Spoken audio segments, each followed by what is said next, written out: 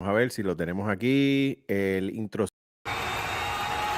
Live from Tampa, Florida, and New York City, out of the blue corner. I'm a physician certified by YouTube, so you can trust here. And out of the red corner. I'm trying to transition from casual to hardcore. I've been in the body of a casual for way too long. Congratulations! UFC.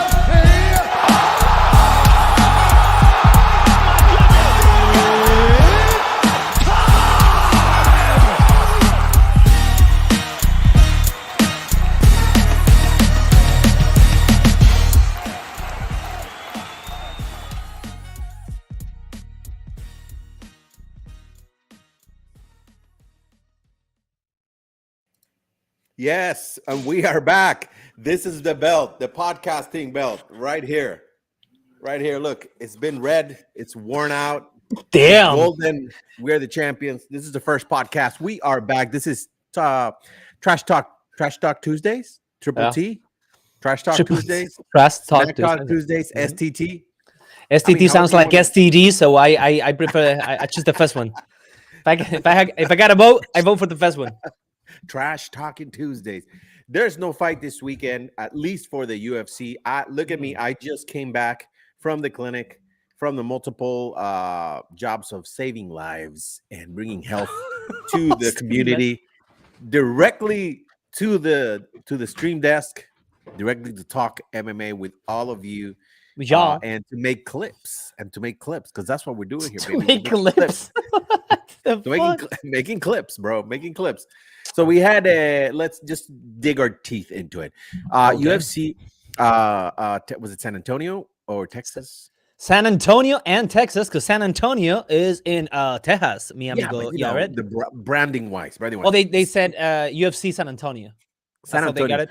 Remember, we were live tweeting, Yared, and we were good. UFC San Antonio was the hashtag. I'm having a Doris the fish finding Nemo moment with my memory, but you know what? I don't know what that means, but you're a hard worker, Yared. You're a hard worker, and you give yourself fully and truly to all your patients. So you come so drained to us that this kinds of things may happen. That's how I do it. I might smell right now. Thank God there's no smell-o-vision in YouTube, because you would be. Oh, and we're in Ramadan, so Alhamdulillah, Mubarak. Alhamdulillah, Is it Ramadan Mubarak or Mubarak Ramadan? Jared, no sé. What? How about whomever is a Muslim and Happy is Ramadan. a fan of this? Yeah, Happy Ramadan. Happy Ramadan. Happy Ramadan. I think it's a Ramadan move. No, I don't know. Well, we're gonna search it. Go on, Jared. Ramadan Mubarak.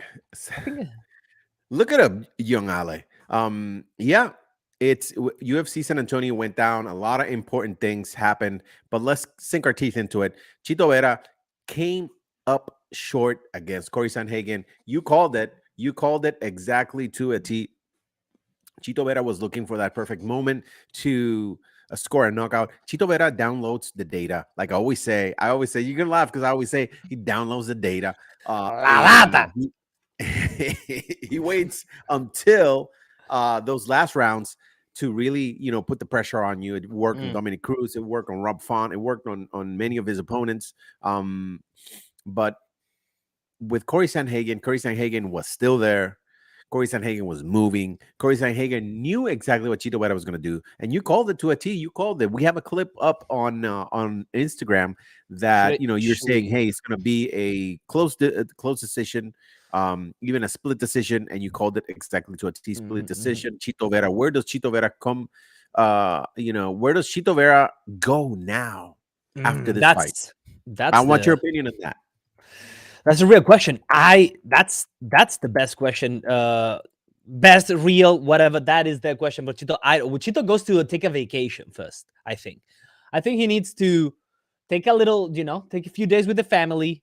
Maybe he's a hardworking guy like nobody else. So I don't know if he'll do actually that. But on top of taking a little vacation, he definitely needs to reflect what the heck happened on Saturday yet.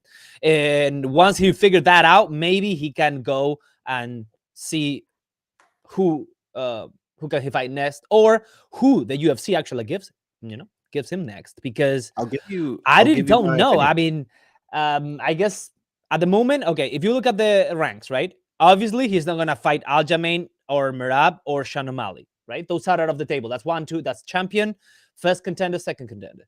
Henry Cejudo obviously is coming back, but that's off the table as well. Now That's off the table completely. they've updated the rankings actually today. So Corey Sandhagen is now number 3, which leaves Pierre Jiang number 4. Chito, That's what everybody's saying. Yeah, stays number 5. So number 6 is Rob Font. He defeated him. Number 7 is Dominic Cruz. He reimagined his face. Yeah. Number 8 is Song Yadong, who he fight already. Number 9, Pedro Munoz. That's too far back. So yeah, he's in a tough spot because the only spot is Peter Yan. Peter Yan. Yeah. But great fighters coming off losses. I mean, it makes sense. But then here is what you like. It kind of makes sense. But then you have to look at the entire division, right? If you look at the entire division, the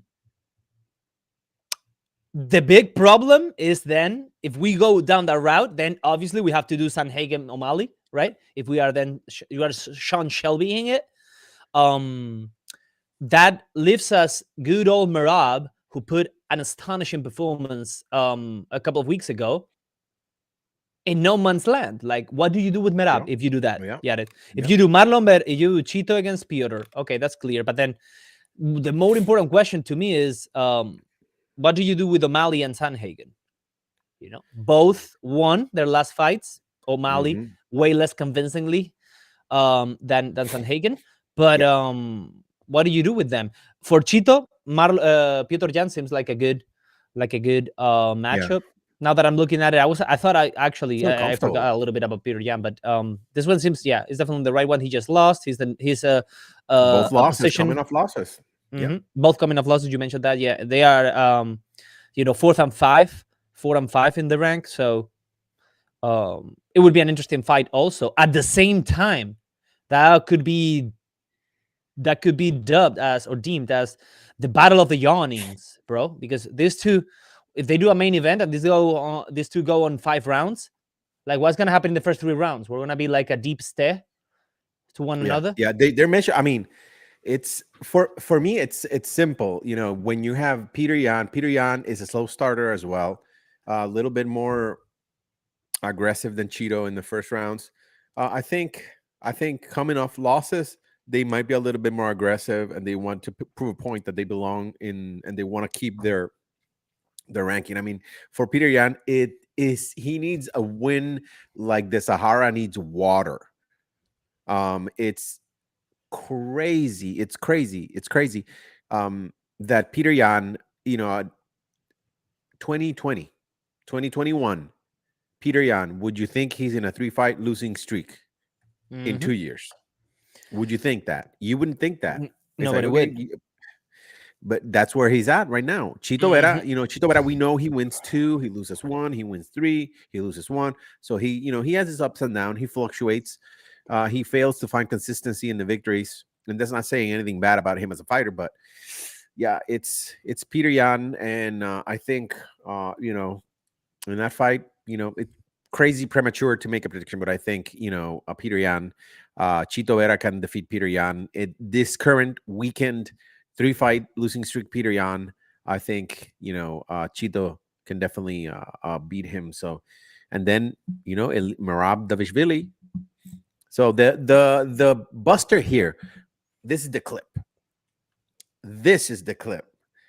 In this weight class, no te ría, cabrón. In this weight class, the best thing that could happen is that Henry Cejudo absolutely, unequivocally, without a doubt, whoops Aljamain Sterling. That's the only thing that is going to unclog this division. If Henry Cejudo elaborate, please, Aljamain Sterling, then Merab Dvalishvili can move up and fight Henry Cejudo. Then Aljamain Sterling can perhaps move up on another division. Beltless, because it's either that or you fight Merab at some point, and they're good friends. Apparently, they're good friends, so they're not going to fight. Brothers from another mother. The issue, like you and I, get it. Yeah, it's like we never fight. I mean, we might spar. you know, Ah, gracias. like, Thank you. but not like a real fight, you know, That's for right. That's money, right. That's right. you know.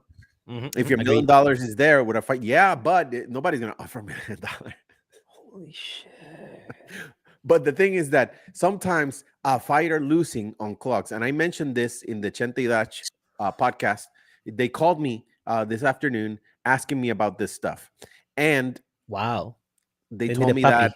They need a puppy. was this good or was this bad? And I say it was good. Um, Kamaru Usman, love Kamaru, but him losing was the best thing that happened to all the contenders right there on the top Ah, five. that's right. Certainly not to him.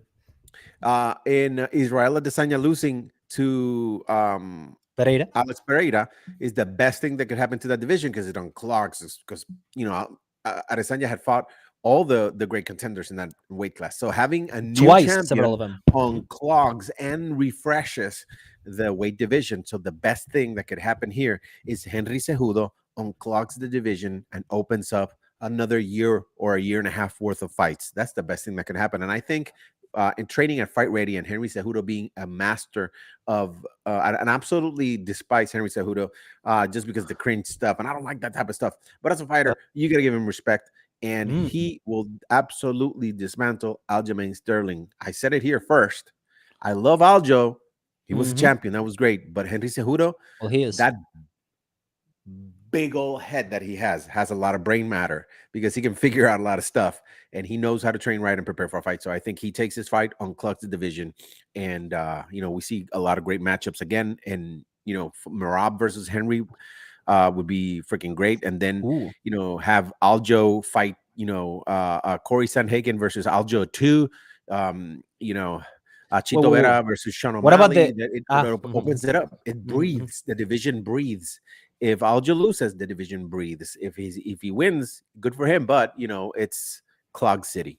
Clogs hashtag Clog City. That's it.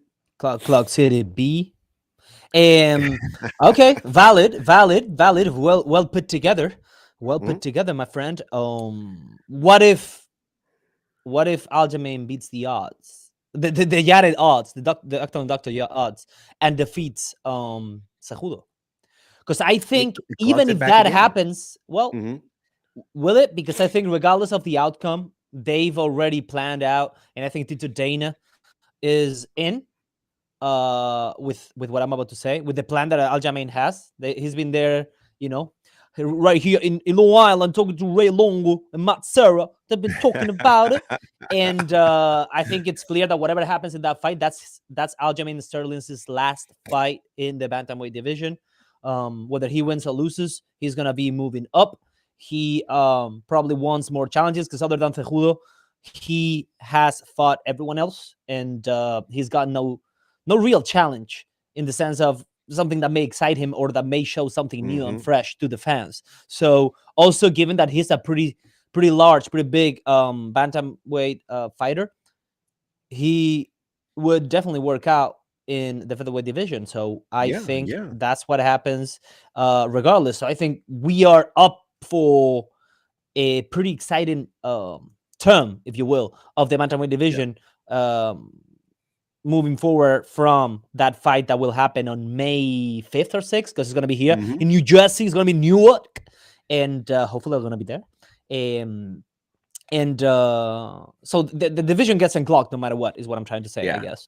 And for Chito, Peter Yang, for Corey, very, very good and exciting fight. That is a banger of a fight. Corey Sandhagen versus Sean O'Malley. Sean O'Malley versus Corey Sandhagen will be a bum of a fight. I mean, people were writing off Sugar Sean O'Malley. People were writing off Sugar Sean O'Malley until he had his last fight with Peter Yan. He won that fight. Now people are taking him seriously. More seriously, less funnily. Okay. I mean, he's likes to make funny content. He's a gamer on Twitch. He makes TikToks. Most MMA OG fans. He's got clothes. He's got merch. He's got merch. Yeah, he sells merch. He has purple hair. He has pink hair. He has, he smokes a ton of herbal components. Herbal medicine. You get it. he is of the cannabis persuasion, Ooh. and and some people don't like that, and that's okay. But I think they take him super serious now as a fighter. He's on the top 5, on the top 3 fighters. So Mhm. a little prematurely, but he did it. So that's the A way to go. little. And I think he makes he's this is a time that he's making a ton of money now, and he hits that demographic, that TikTok demographic. The only fighter that adequately caters to them is Sean O'Malley. No one else. Listen to me clear. Let me Mm. be concise.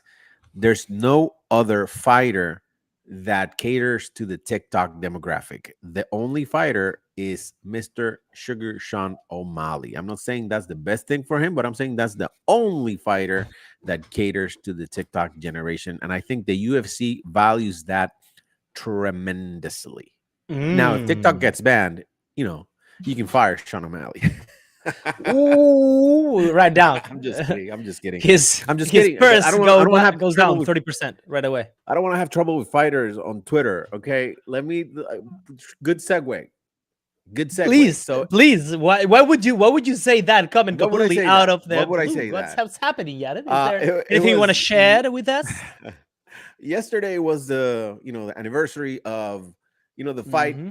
of Dan Hardy and GSP at UFC 111, where Ah, GSP and Dan Hardy, Dan the Outlaw Hardy, were respected by me a ton now.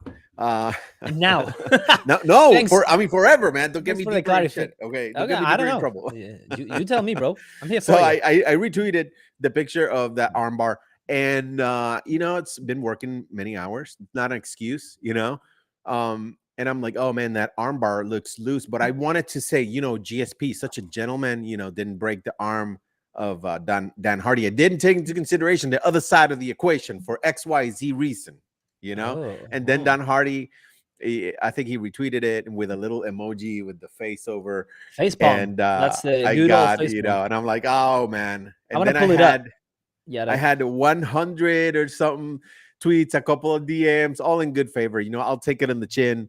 Uh, I'll take it on the chin. And I didn't see that part of the equation. And it's that when fighters are when fighters are um undergoing a submission, it's the same amount of skill to get out of the submission. So when I was making that tweet, I didn't take that into consideration. It was a quick, dumb tweet that I did, and I got checked by Mr. Dan, the Outlaw Hardy, and I'll take it. It's like this. I'll compare it like this: when you go sparring and you put your gloves on with somebody that's a badass in the gym, and then you get a couple jabs and you're like, oh, I know my place. So I took a couple jabs from Hardy, and it's awesome. And he followed me back on Twitter, so it's all good. I respect Dan Hardy, the Outlaw, an absolute legend in broadcasting now in BT Sports. So hey, I took it at the chin. That's okay. We move and forward, my friend. that's very nice, Jared. We And learn our that's lessons. that's the way to go. He also recently signed for the PFL. He's gonna be like the Yeah, the head of broadcasting for the PFL. The PFL keeps on making moves. Now they are going hard in Europe, and they were there was a yeah there was an event in Newcastle, England, and Dan Hardy, it's all over it now. They want him to be the face of that. So the that's guy awesome. is always making strides in Congrats, the world congrats of to the MMA. Outlaw. Yeah, yeah, yeah, yeah. So It happens. It happens. Not, it not my happens. first time. Not my first rodeo getting piled on Twitter for my opinion on something. But we learn. We shouldn't do that with fighters. We shouldn't do that with Well, fighters. I mean, at the end Hey, of the day, it's Twitter. Yeah, what is he gonna soon. do? Lesson He could learned, have. right? Lesson learned. Yeah, lesson learned. But are you? Yeah, let's be honest here. Are you preoccupied? Are you worried about your integrity? Do you think if you No, no, no. It's let's Twitter. say It's in fun. It's Twitter let's say that fun. you see him at the next UFC event. Let's say that you happen to coincide in the same spot or location. Yeah. Hey, How I'll would tell how them. would that Hey, go? I was that guy. Remember me? I was the guy with the You tweet. I'm would? I'm sorry, man. I'm sorry. Hmm. Okay. Okay. And Well, at least laugh you would and laugh about it. laugh It's all about it. good. Okay. Mm-hmm, It's all mm-hmm. good, baby. It's I all see. good. I see. I see. And Maybe I'll call Carlos Condit and have him help me. ooh, still jabbing, bro. Do you No, think that you didn't have no, enough? bro, no. He's not gonna see this. That's fine. Oh, okay. Okay. Or will he? I don't know. Maybe. Mm. Hmm. I want you to talk to me about. This is a short Oh shit. stream. Okay. There's no fights, but I That's right, want guys. you to Mhm. talk to me about Valentina Shevchenko blaming the judge, sorry, the ref on her last loss. Give me your take on that, if you Well, have one. I don't even know what to say. I wouldn't even know what to say. I would like to read fully the article. I was just reading a few of the paragraphs here. But she got defeated clearly. Now she's Yeah, saying that the referee, my first fight with, he was refereeing me in, I'm gonna quote, all right, because he was refereeing me my last two fights. And first fight, I'm not gonna do a Russian accent. And the first fight on the photo flight. with Tyler Santos in Singapore, I thought it could be the situation or something like this. But there was a combination where I strike and ended the combination with a head kick. And I felt Tyler got hurt. And I wanted to finish the fight. But he stopped the fight and let her breathe. I was like, okay, this doesn't sound right, but maybe it was just the situation. So this is the Tyler Santos fight. Why is she bringing this up right now? I guess she's preparing the turf for what comes next. But in this fight, we were on the ground position. I was in her guard and landing big shots over her. And he just decided to stand us up and continue the striking. She continued. It's kind of the same situation where I say it could affect the fighter. What they do to take their opponent down. They spend too much energy to score a takedown, first, and second, to hold them down. And when you get a takedown, you definitely want to use the situation because you spend so much energy. And when it was decided, oh no, in my opinion, you don't have to be there. You have to fight the stand up, as in the referee saying that, I guess. It's kind of working against you because it affects your performance because you have to build the situation all over again. Okay. Hmm.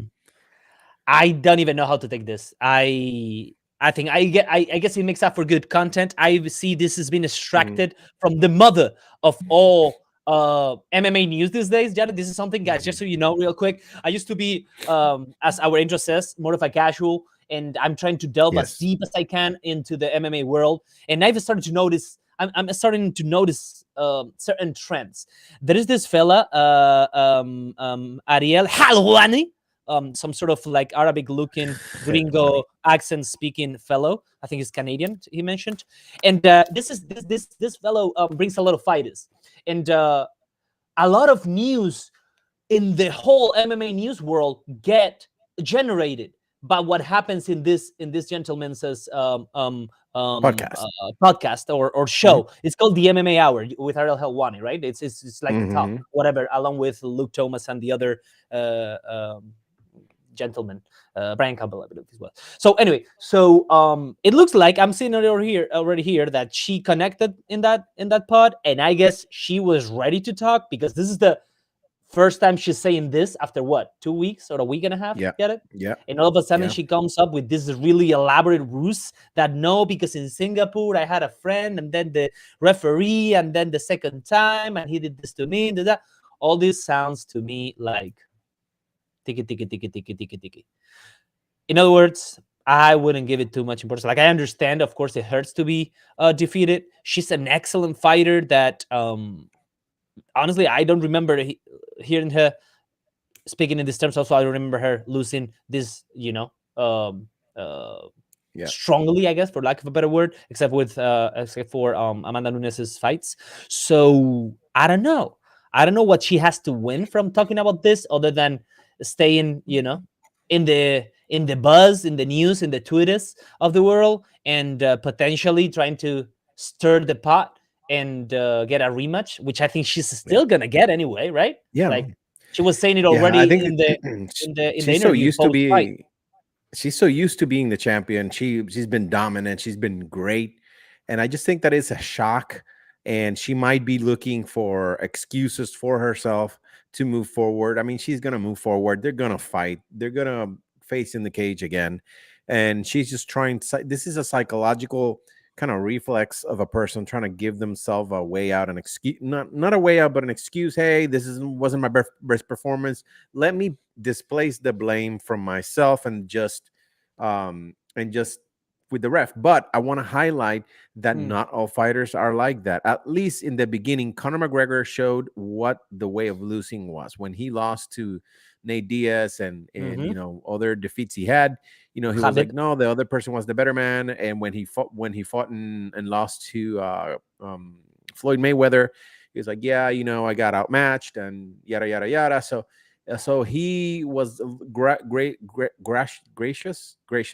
the way to Mm-hmm. pronounce That is the gracious. He word. was That is the word. gracious in defeat, and that's more valuable for the fans. Mm-hmm. I think if you start making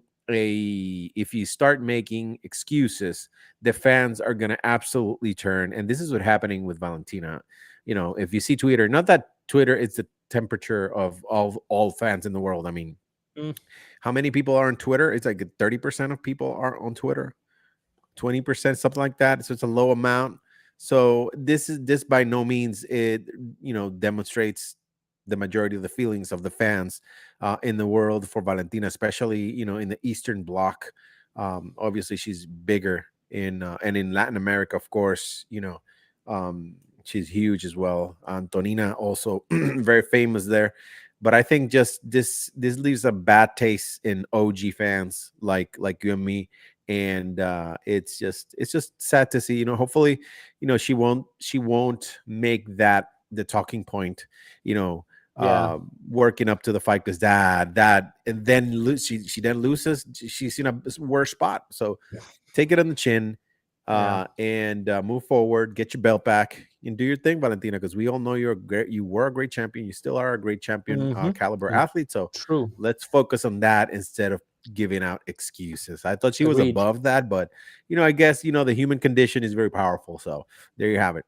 There you have it, folks. Valentina Shevchenko succumbing to the human condition. Yeah, psychology of Mm-hmm. fighters is super interesting. This fella right here, might have a thing or two to say. That's Carl Gustav Jung. Um, that's how we roll here, deep in knowledge in psychology, psychiatry, and internal medicine, ringside medicine. What else can I say, Ale? What other news before we sign out here in this Well, there is. Funesto pod? But there seems to be quite a bit of Cabrón. turmoil because of the already non-official but official. Because Tito Dana said it at the end of the fight in London that Colby Covington against Leon Edwards is next. Like there has been Yeah. a lot of talk about it. Some people saying that he doesn't deserve it. Masvidal went on this Ariel Helwani fella show and also was talking about how Yeah. unfair and how awful that was and how he disagreed with Dana on what he said about Colby being. Because people are saying that in essence, Dana said, "Okay, whoa, wow, Colby accepted being the backup fighter and made weight with no Mhm. excuses."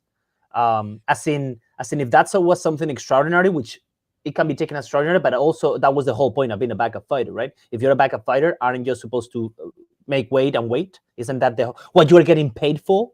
It's not, you're not doing anything extra. I mean, he did something extra, right? He was like talking the nonsense that he usually does during and after the fight, right?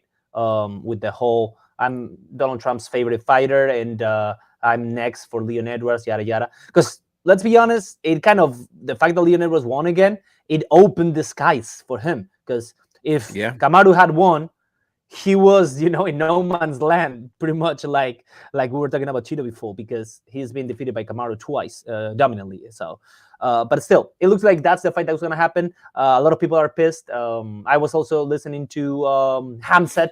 Mhm. Hamzat like throws shots at everybody. So of course he threw a bunch of shots at Colby, saying that he had no business fighting for the title, that he's an inferior fighter, and so forth and so on. But at the same time, he said that probably if he faced Alex Poatan Pereira, it would be the easiest fight of his career. So, Mhm. I mean, what can you expect from Hamzat? He wants to smash everybody. So it's what it is. I guess he has to play. He has to play Yeah. He that has to play his role part. continuously. Yep. Yes, indeed.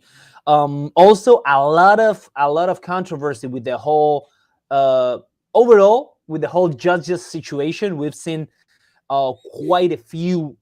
Um, how can I label them? How can I describe the situations? The quite unfair, surprising, shocking decisions by the judges in multiple fights throughout the past few cuts, and the Chito versus Cory Sanhagen wasn't different. Yep.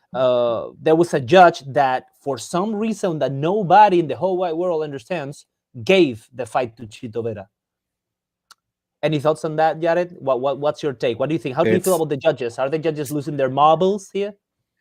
Yeah, the thing is that there's a lot of resources for judges. I mean, in Las Vegas, at least, there's a lot of resources, like conference to get educated and get licensed. But the process is not like that all across the United States. So each state and each jurisdiction have either a athletic commission or a boxing commission that rules over the fights and the refs, and is in charge of licensing each, even ringside physicians. Are you the ringside physician?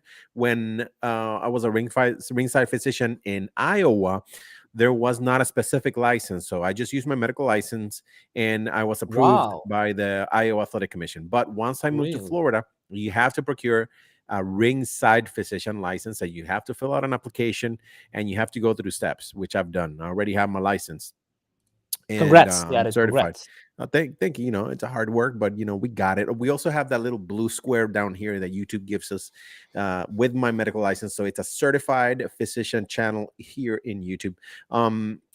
So yeah, I just wanted to mention that. But besides that, just a little plug for no apparent that, reason, because we're talking about judges in MMA. But no, but it's important. It's important. Please tie it together. If you're a professional working in a field, yes, you need licensure, and you need continuing education to be able. So this is the clip. If you're a referee, you're a professional that works in MMA. If you're a doctor, you're a professional that works in MMA. True. If you are if you're an official in the commission, you are a professional that works in the field of MMA. So you absolutely need to get licensed, and you need to have education to keep yourself current with all the rules and keep yourself competent to work in the space.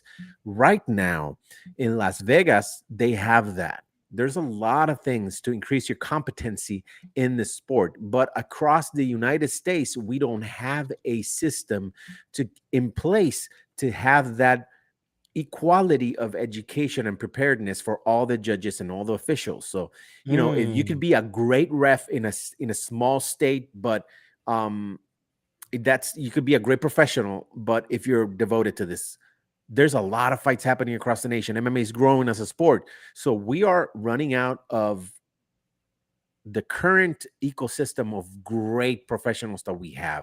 We have, we know all the best refs because we see them on the pay-per-views, but you can't spread, Jesus Christ, how many, we're not going to clone Herb Dean. We're not going to clone, all these, Matt Goddard. We can't clone them. There's dozens, of fights, if not hundreds of fights every month. Mirgliota, we're not going to clone them. The short dude with the long sleeves. Mike Beltran. Shout out to Mike Beltran. He's the best. I don't care. He's the best. He's the best. Yeah. My buddy. But the thing is, Mike Beltran, guys, give him a follow on Instagram. Mike Beltran has been going through some colon, some stomach issue. Yeah, he emergency intervention or something. Yeah, he had a colectomy. That's a removal of a piece of his colon because he had diverticulitis, which is This is the clip. Yes. What did he have? Diverticulitis? This is the clip. Mike Beltran had diverticulitis. And of course, I'm talking here just from the stuff that he posts.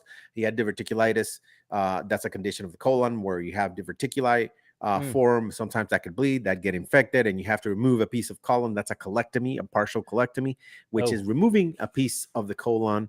And of course, Mike Beltran, an absolute stud. He went through it with flying colors and is recuperating really well. We wish you the best. Nice. Mikey Beltran en la casa la casa de Beltran. That's how he calls his house. His son, an absolute stud wrestler. So, Mike Beltran is doing it right. Get better, buddy. But all these good refs they're spread thin. So we need a better system of education for we need a better system of education, and we need a better program to keep everybody well educated. And when these things happen, you're like, oh, we have to standardize education, and we have to do it across the nation. So that's the answer right there. You want better judging, you want better refereeing, you got to standardize a system, you got to have licensure, and you have to have overseeing body that keeps that education, keeps feeding that pool where everybody's going to swim in that knowledge. So yeah, that's the way to do it. Simple, basic, but you follow the lead. There you go. Get it. I think that's how you finish a podcast. I think that's how you're excited. There's nothing to add to that, yo. Yeah. That was amazing. That we love you guys. We love you guys con cojones. Yes, indeed. This is Dr. Yared. This man is the Spaniard pirate, Alejandro de la Sen, also known as Young Ale, and we're going to be shifting to the Spanish Canal. Peace out, everybody.